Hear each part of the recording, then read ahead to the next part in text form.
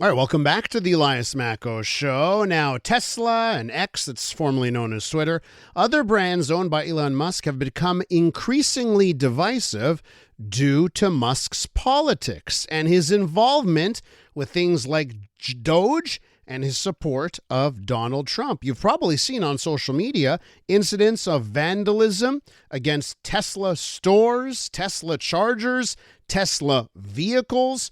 Let's talk a little bit about the anger we are seeing against Elon Musk and his companies with Mitch Joel, tech advisor, investor, author of CTRL ALT Delete, founder of ThinkersOne, and I have it on good authority, an owner of a Tesla. Welcome to the show, Mitch. Like I have one, like you have one. We are both in the same boat where we have to now park our cars and think twice about, is there enough lighting and camera around the car, right? Well, on the cameras, we're covered. There was somebody on Twitter who pointed this out. Vandalizing a Tesla isn't the smartest idea in the world. Teslas have more cameras than your local bank. And it's true. I mean, a Tesla has 8 cameras around it. So it is, you're playing with fire when you do that thing. But also, maybe it's overblown. Like, if a Cybertruck gets vandalized, we'll see it on Twitter. We'll see it on Facebook. There are a lot of Tesla cars out there, right? So I think we're sort of, it's part of the issue with social media in general. But how do you view what's going on in the toxicity, Mitch, of Elon's brands? I'd sent you an article from a friend of mine, Josh Burnoff, who is a ghostwriter and a very smart individual who lives in the US. And I feel like his sentiments are similar to mine, which is the vast majority of people and families who wanted to invest in a dependable form of transportation, maybe a new type of car, a new way of driving like you and I have. Mm-hmm. It's a great, fun experience. And suddenly we're trapped in this place where whether you like him or not, we are suddenly being perceived as being bad people. And even going beyond just the car, the actual supercharging infrastructure that was created was a key part of why people like, I think you and I at least opted for this car because of range. And even before Musk and Doge and all this stuff, it had been expanded to the point where other EV manufacturers were tagging on to that infrastructure to benefit from it. And I just question whether or not people are realizing or thinking this way, whether they're vandalizing a Tesla or whether they're just talking about it on social media, which I've seen a lot of, is that the person that they're hurting the most is probably just the person that bought and wanted to use this Tesla in a good, ethical way.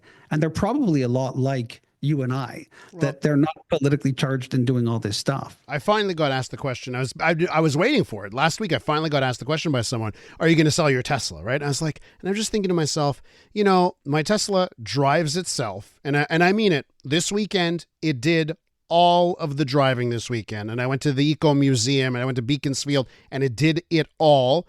Because the technology is getting so good. You can't steal the car. Unlike other vehicles, this is a car that doesn't get stolen even if it's on the top list of most sold cars because of the technology that's in it. It's very, very cost-effective to run, cheap to run, and the security features, right? So there's no chance I'm getting rid of this vehicle. But I totally get it when people are like, Elon Musk, I've had enough of that guy. Do you think long-term, like short-term, I see the pain. Long-term, will this be damaging for Tesla, SpaceX, and the rest? I mean, I think ultimately people are going to have to decide where this all lands and how they feel about it. But, you know, I'm thinking about what you're saying, and why would somebody want me or you or anybody to take a financial hit in what is a depressed market and get rid of a car that's working totally fine and invest in a different car just because we don't like to see a car that reminds us of Elon Musk? Like, it just, I don't know if I'm starting to feel like hoity-toity and more elevated than others, but none of this rationally makes sense to me. It's very emotional.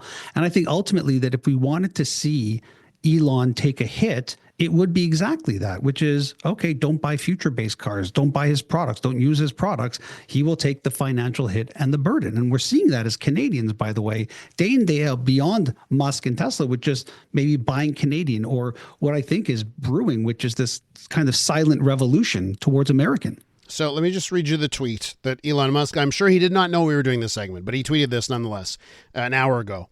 My companies make great products that people love, and I've never physically hurt anyone. So why the hate and the violence against me? Because I am a deadly threat to the woke mind parasite and the humans it controls. Now, I don't know if he's making his case here because when he tweets stuff like that, I'm sure it's going to anger a lot of the same people that already have the hate for him. Do you see the counter of that, though? Do you think there are people that would have never considered his products and are now saying, oh, I like Trump, I'm going to consider a Tesla product now? Well, this is the bizarro world that we find ourselves in that I think about every day, that we are suddenly in a place where the reddest of red Republicans on the right are suddenly EV champions.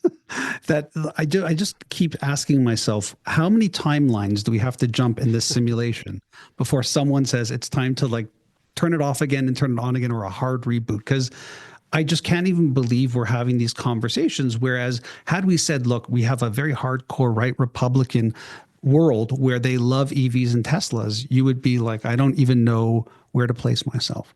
And so this is the culture wars that we find ourselves in. And again, I think that the market is brutal anyways. Let the market dictate. But when we're talking about the current infrastructure or the current owners, I think the vast majority of them are actually probably Democrats and on the left. And they're just infuriated with everything that's happening. And again, it's this hurtful feeling of, and there's no other way to explain it, but you know that you did nothing wrong and yet you're being bullied. And anybody who has ever been in that world, I think would take a step back and say, is that what we want to be doing right now? 3 big markets, right, for Tesla. China. Sales there have been fantastic. They're doing the switch over to the new Model Y. They're doing really well. The other 2 markets, right, Europe, I think they're getting hammered hard because, you know, you do polling in Europe. It's very progressive. Nobody likes, it's like 5% of people like Donald Trump in Europe. And then outside, like the United States, it's a split decision, but here in Canada, do the polling, it's 10% of Canadians like Donald Trump, right? So I think, I guess I'll wrap up with you on this question.